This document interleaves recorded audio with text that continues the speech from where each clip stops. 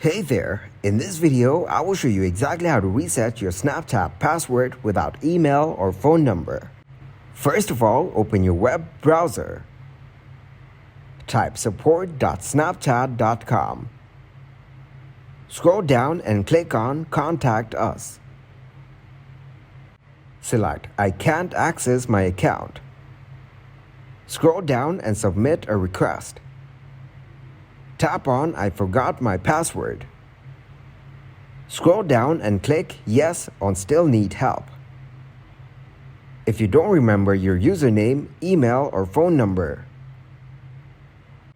then add your reason in the description that I forgot my number and email connected to it. Please help me recover my account.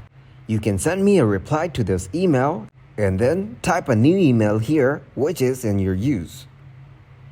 Scroll down and click on Submit. That's how you can reset your Snapchat password without email or phone number. Thank you very much for watching, and don't forget to like the video and subscribe to the channel.